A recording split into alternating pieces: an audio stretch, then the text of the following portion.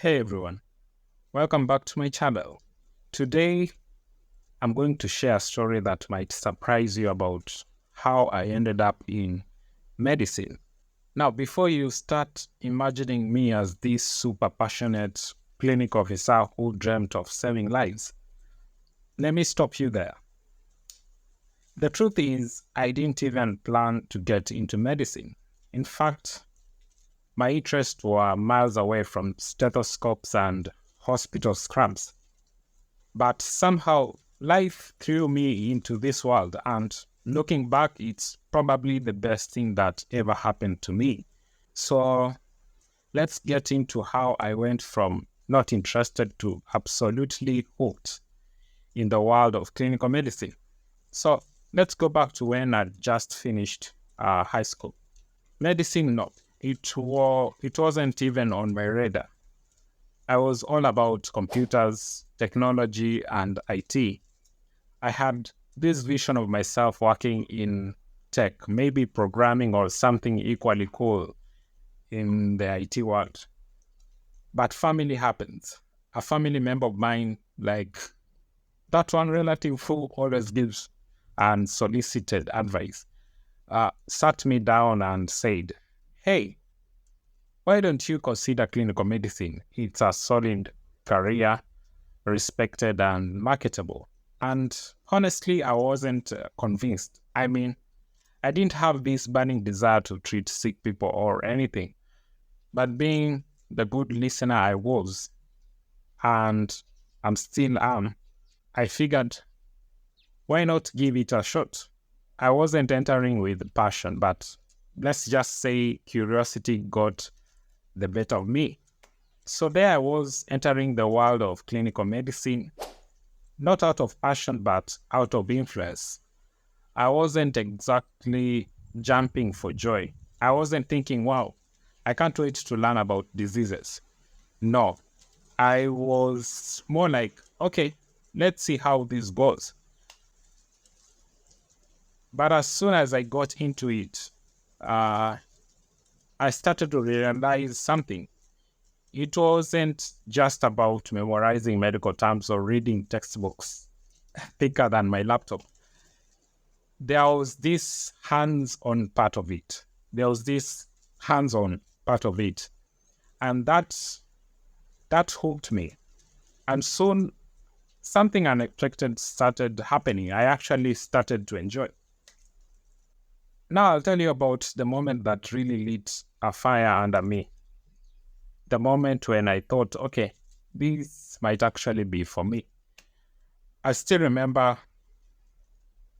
I still remember my first successful IV line.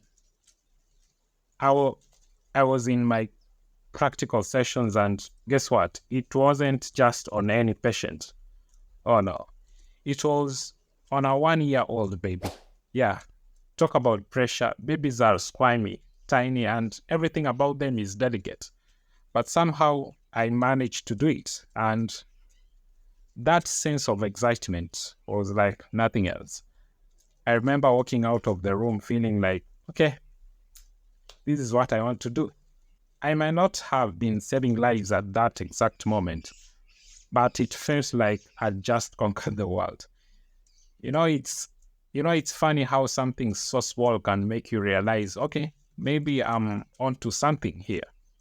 As I moved through medical school, things got more interesting. Every new procedure I learned, every case I handled, it became less about I'm doing this because I have to, and more about I'm doing this because I want to. There is this weird thrill in figuring out what's wrong with a patient and actually doing something about it. I started getting excited about the field itself. Clinical medicine started growing on me in a way I never expected. It's like that saying, there's a saying that you say, you don't always know what you need until you try it. And that was definitely the case here. Here's the funny part. I didn't start this journey thinking I'd be some noble healer or noble doctor or anything. That part came later as I continued practicing, seeing people improve because of something I did, whether it was diagnosing a condition, treating it, or just giving good advice. That's when it clicked. The fulfillment wasn't immediate, but man, once I felt it, it became addictive. And the best part is not always the big life-saving moments. Sometimes it's the little things like telling someone to just drink more water. Yes, as a clinic officer, you will tell people to drink more water a lot. Now, let's talk about what they don't tell you about being a clinic officer. People think it's all about life and death situations, but the reality, it's a lot of telling people basic stuff like, please don't Google your symptoms, or no antibiotics, it won't fix your viral infection.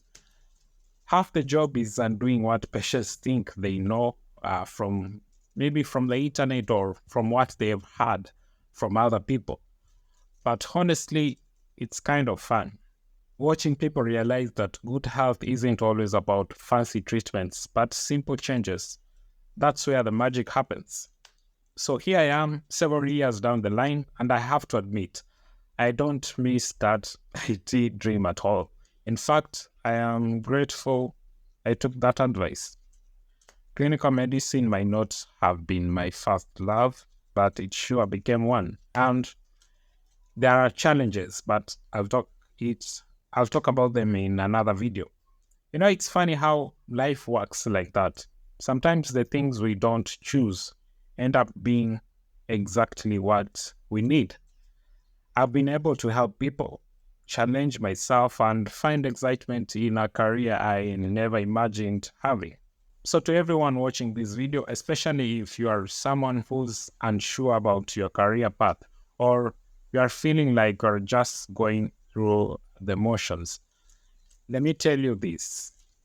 Sometimes the path you don't plan is the one that leads you to where you need to be.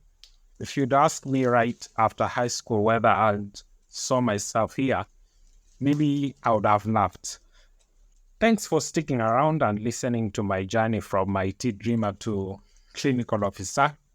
If you have got any stories about how you ended up in a career you didn't expect, or if you are still figuring out, drop a comment below. I'd love to hear your stories, and maybe we can all laugh about life's twists and turns often lead us to exactly where we need to be. Don't forget to like, share, and subscribe for more content like this. See you next time.